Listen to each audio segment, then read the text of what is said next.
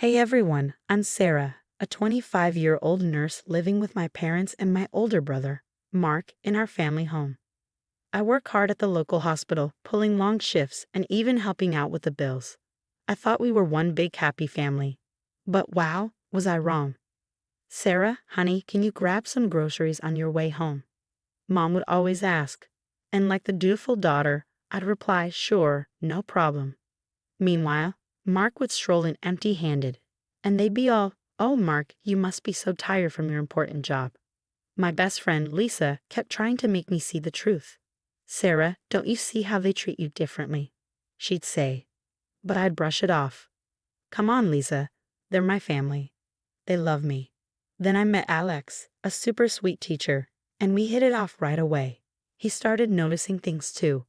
"Sarah, I don't want to overstep, but doesn't it seem like your parents favor Mark?" he asked one day. I laughed it off, but deep down, it hurt a little. Things got strange when Mark dropped some big news. "Emma and I are having a baby," he announced at dinner. You'd think he cured cancer or something. The way Mom and Dad reacted. They went nuts, planning baby showers and talking about cribs. This calls for a celebration. Dad cheered, popping open the fancy champagne they never touched. I tried to be happy for him, but something felt off. Why weren't they this excited when I graduated from nursing school? One night, I overheard Mom and Dad talking in hushed tones. "We can't keep this up," Mom whispered. "The bills are piling up." I thought, hey, I can help more, so I approached them the next day. "Hey, I couldn't help overhearing. I can pitch in more if you need," I offered. Dad waved me off. No, sweetie, everything's fine. Don't worry your pretty little head." But their smiles didn't reach their eyes. I knew something was up. Little did I know, they were planning something that would turn my world upside down. If I'd known then what I know now, I would have packed my bags that very night. So there I was, dragging myself home after a grueling 12-hour shift at the hospital. My feet were aching, and all I wanted was to collapse into bed. But when I got to the front door, my key wouldn't work. I thought I was losing my mind. "What the heck?" I muttered, jiggling the handle. No luck. I called Mom and Dad, but it went straight to voicemail. Weird, right? They always pick up. I started to freak out a little, so I called Alex. "Hey, something's wrong. Can you come over?" Alex showed up in record time, and we sat on the porch for hours, waiting for someone to show up. I was getting more anxious by the minute. "Maybe they're just out and forgot to tell you they changed the locks," Alex suggested, trying to calm me down. Finally, Mark rolled up in his fancy car, looking smug. Well, if it isn't little sis," he smirked. "Mark, what's going on? Why are the locks changed?" I asked, trying to keep my voice steady. He leaned against his car, all smug. "Oh, didn't Mom and Dad tell you? They decided to turn your room into a nursery for my baby. Surprise." I felt like I'd been punched in the gut. "What? No way. Where's all my stuff?" "Storage unit across town." "Don't worry, it's all boxed up nice and neat," he said, like he was doing me a favor. I couldn't believe what I was hearing. "This has to be a joke, right, Mark? Come on."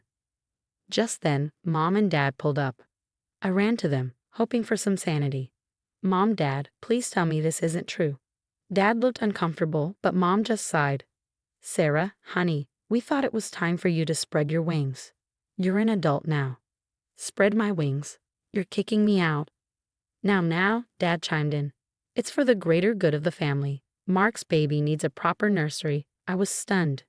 "And what about me? Where am I supposed to go?" Mom patted my arm. "You're a smart girl. You'll figure it out." I looked at Alex, tears streaming down my face. He stepped forward. "She can stay with me for now." As we packed up my car with a few things I had on me, I couldn't stop shaking. My own family had just tossed me out like yesterday's trash. "I can't believe this is happening," I whispered to Alex as we drove away. He squeezed my hand. "We'll figure this out, Sarah. I promise." But as we headed to his place, all I could think was, how could they do this to me, my own family? The people I trusted most in the world had betrayed me in the worst way possible. But let me tell you, this was just the beginning of the storm that was about to hit them. After crashing at Alex's place for a few days, I decided it was time to stop moping and start fighting back. I mean, what they did couldn't be legal, right? I dove into researching tenant rights, hitting the internet hard, And turns out I was onto something. I called up Lisa. Lisa, you won't believe this. What they did is totally illegal. I told you they were shady. What are you going to do? I'm going to need your help. We're going detective mode. Lisa and I started digging deep into my family's finances, and what we found made my blood boil. Holy cow, Sarah, look at this. Lisa gasped, pointing at her laptop screen. They've been using your name to open credit cards. I felt sick. Are you kidding me? How long has this been going on? We traced it back years. They'd been playing me for a fool all this time. I immediately called a lawyer, Mr. Johnson. He didn't sugarcoat it. Miss Sarah, what they've done is highly illegal. You've got a strong case for both illegal eviction and identity theft. I nodded, determined. What do I need to do? Gather every piece of evidence you can, bank statements, credit reports, anything that shows their misuse of your identity. I was on it like white on rice. I collected everything, even recorded some conversations with my so-called family where they basically admitted what they'd done. But I wasn't done yet. I needed to know what they were saying behind my back, so I got creative. Alex, I need your help with something crazy, I said one night. What's the plan? He asked, not even hesitating. We snuck into my old house when everyone was out and set up hidden cameras in my old room. Now the precious nursery. The things I heard, man, it was like a knife to the heart. Good riddance to Sarah, I heard Mark say. Now we can really cash in on those credit cards. Mom laughed. She was always so gullible, never questioned a thing. I was seeing red, but I kept my cool. This was gold for my case. I decided to reach out to my extended family. Aunt Carol was the first call. Aunt Carol, you're not going to believe what's been happening. I spilled everything. She was horrified. Sarah, honey, that's awful. What can we do to help? One by one, I called my relatives. They were all shocked, all supportive. It felt good to know not everyone in my family was rotten to the core. As I gathered more evidence, recorded more conversations, and built my case, I felt stronger every day. They thought they could walk all over me, but they had no idea what was coming. Alex, I said one night, looking at the mountain of evidence we collected, I think it's time to drop the hammer. He smiled, squeezing my hand. I'm with you all the way, Sarah. Let's show them what happens when they mess with the wrong nurse. I nodded, a fire burning in my eyes. Revenge was coming, and it was going to be sweet. I took a deep breath, steeling myself for what was about to go down. The police station loomed before me, a concrete fortress of justice.